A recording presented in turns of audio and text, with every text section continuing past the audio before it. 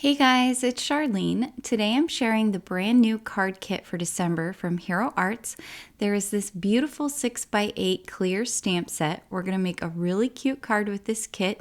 You see all these beautiful different images here, and of course the coordinating dies that cut out everything. These beautiful heart balloons here, as well as this butterfly, hummingbird, ballerina, feathers, all very, very pretty. Additionally, in this kit is the Floral Circle Fancy die. You can see there's some florals here, and then you have a nice sun. This creates a beautiful die cut. And then additionally in the kit, there is a watercolor palette because we have this awesome rainbow of reactive inkers. These are so cool to work with, and I'm really excited to show you. We've got a rainbow here included with the red, yellow, green, blue, and purple. So let's go ahead and get started.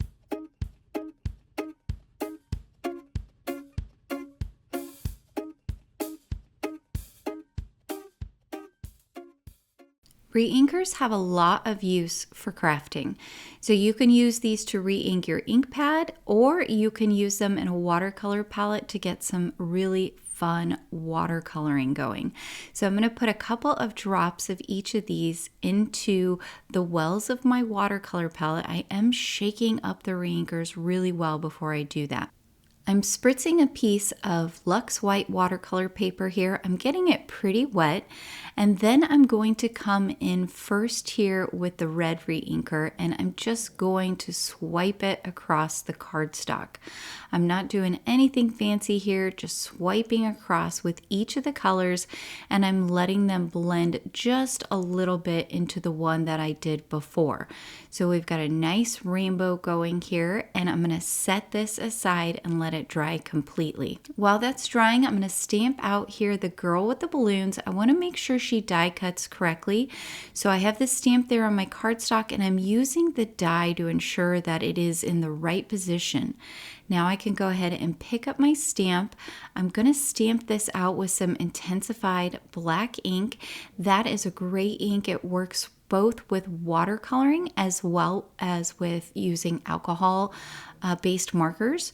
So it's a really nice ink to have in your stash. So I'll go ahead and stamp this down now, and you're going to see it's a beautiful image. There it is. And I'm going to do a second stamping in order to make sure I have some really nice solid black lines. I am going to dry this with my heat tool, and the reason is that if you try to watercolor with ink right away, sometimes the ink is wet and so the watercolor gets drawn to it. So we want to avoid that. So you just want to make sure that it's nice and dry before you actually start doing your watercoloring. The way I like to watercolor is I go ahead and fill in the area that I want to color first with water. So I just have water on my brush right now, and once I have the area nice and filled in, I'll pick up a little bit of the re-inker and just dab it in there. Move it around if I need to, but that re-inker is going to flow with the water that we've put down. I'm going to create a rainbow of balloons, and it's going to work really well with that background that we just created. So I filled in 2 balloons there with red, and then I just dip my brush in some water and make sure to get it nice and cleaned off before I move into the next balloon. So that way I can ensure my colors stay nice and sharp. So I've got red down, I'm working on yellow. Now I'm going to move in here to some green. It does not take very much re-inker at all when you're working with these kinds of images. So definitely don't want to squeeze too much of that beautiful re-inker into your palette, just a couple of drops. I've done blue, and now I'll bring in the purple. I saved orange for last because I'm actually going to mix together just a tiny bit of orange and one of the empty palettes, and I do that by just picking up a little bit of the yellow and a little bit of the red, maybe a little bit of water, and mixing those in the palette. So this last balloon I have here, because there is an odd number of balloons, that's the one I'm going to bring in this orange color that I created. Re-inkers are really fun. With this rainbow palette, you can pretty much create any color that you need. So I've die cut that with the coordinating die. You can see that's such a beautiful image. And now I'm using one of the infinity rectangle dies just to decide where I want to cut out the background so I can ensure I get all of those nice colors. I used a smaller one of those to also cut out a piece of Dove White cardstock. So I can go ahead now and pick out my sentiment. I love this one. It says, "You color my world," and I think it works so well with this stamped image in the background. Before I move on, I'm going to glue that piece of Dove White cardstock to the center of our colored background. Now this white area is going to act kind of as a landing space for our stamped image. And also I really like this because it feels like the colored balloons are kind of reaching up and out into that colored background that we created. I'm going to place my stamp so that the sentiment just curves right into where the string of the balloons bunches together. I stamp this out in that same Intens-ified black ink. So we'll stamp this down. I'm going to go ahead and do this twice just so I can make sure, again, I get some really bold black color on there, and just carefully stamping down. I'm not pushing too hard. I added some foam tape to the back of our beautiful image. That's going to help lift it off the top of the card front and really add some fun eye-catching dimension. And it just breaks up the card a little bit. I think it adds so much to add that on there. I've added some glue to that back panel and put it on an A2 card base, and that's it for our first card. Look how beautiful and vibrant those colors are. I did want to show you as well, this is the layering stencil of the month. It has 4 layers that create a gorgeous butterfly. Hero Arts comes out with several different kits each month. This is the fancy die of the month. You can see you have kind of an opening that cuts out. There's rainbows and clouds, nice stuff. And in keeping with that beautiful rainbow and kind of butterfly theme that we have going on for the month of December, there's this lovely floral butterfly clear set and dies of the month, as well as this pretty rainbow and cloud background stamp. This is the cling stamp of the month. It has this really nice kind of surreal feeling to it. There is a wood block stamp available as an extra this month, so these are the items that you can add as extras. There's a box of crayon fancy dies. I think I'm going to use that one.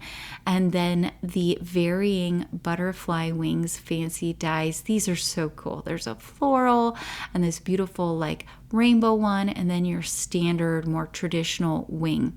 Lots of beautiful stuff done by the design team this month with that. This is the floral rainbow and clouds bundle. So you have this nice floral rainbow. It's very similar to the one that's on the wood block stamp. And then you have a cloud with florals and of course the coordinating dies. And these are some really fun transfers this month. These are the Sky Ombre Hero transfers. Look at these beautiful colors. You can use these to create a background. You could die cut from them. Lots of fun. So for our second card, I'm starting again with a piece of Luxe watercolor cardstock, and I am spritzing it with some water, and then I'm just going to get my brush a little bit wet as well, and I'm going to bring in some red. I'm going to just create stripes here, but I'm not going to overlap them, and the reason is that I'm going to create my own colored cardstock to use for this card. You get such bold colors. I just still can't get over. I haven't added any more reinker to my palette there. So I'm going to dry this completely with my heat tool. You could let it air dry, but I didn't want to wait. I'm impatient. Once they were dry, I cut them here with some scissors because I'm going to die cut from each of those. I've got the crayon box and the crayon dies here. There's 3 of them. I'm using the one that looks more like a traditional sort of standard crayon, and I've cut out each of the colors. Now I have another piece of watercolor cardstock here, again just spritzing with some water. That helps that color to move around, and I'm going to bring in the red and the yellow, and because I'm coloring a whole kind of piece here, I'm going to mix just what I have left here of the red and the yellow to create a nice orange, and I'll take that all the way across the piece of the cardstock. Once that's done, I'm going to dry it here with my heat tool, and once it's nice and dry, I'm going to cut out the crayon box as well as one of the crayons. I have a hard time saying that word, so sorry if it sounds kind of funny. I'm going to bring in my snips here. I've cut out another one of the crayon boxes from some pine cardstock, and I'm just going to cut this inset out. So this is a nice option. There's just a few little spots around in there that you need to snip in order to remove this center portion out there. So you can see I clipped off the top as well. Now all I need to do is add some glue to the back of my pine piece here, and this is going to sit right over that orange piece we created with the re-inker. So this will give us the orange and the green on there. Now I have an opening here, you can see, to stamp this beautiful hello stamp from the Floral Rainbow and Clouds bundle, and it fits perfectly in there. But you could just leave the inset part of the green and then just maybe do some heat embossing on there. All kinds of different ways you can do that using the same Intens-ified Black ink. And now I need to put all of those fun crayons that we created into our crayon box. So what I'm actually doing is I'm flipping them over, and from right to left they're going to be my rainbow. So I'm going to do the red, orange, yellow, green, blue, and purple from right to left. And the reason I'm doing that is I'm going to bring in a piece of low tack tape here, and I'm going to line each of those up in order from the back. I'll add a second piece of tape here to kind of hold it all in place so it doesn't wiggle.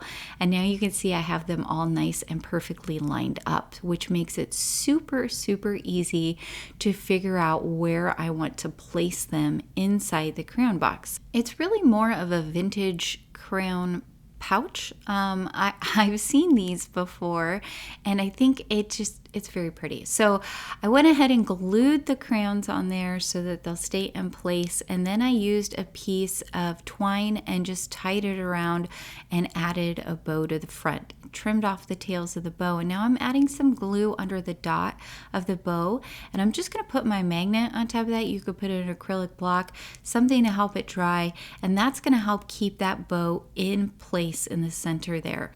I'm going to take what's left of my pine cardstock that I used to cut out the die with, and I have a piece of white dove cardstock here that I have cut down so that there's about 1/8 of an inch going all the way around for the border, and I'm adding my glue. This is a great way to save on your colored cardstock, and I'll show you what to do in order to make sure that everything still sits really nicely. So I flipped over my crayon box. I'm going to add some cardstock shims there so I can make sure everything is nice and level. I'll add some glue along the line of my twine as well, so that holds really nice and in place once it dries. And then I can put this down here over the center of our background.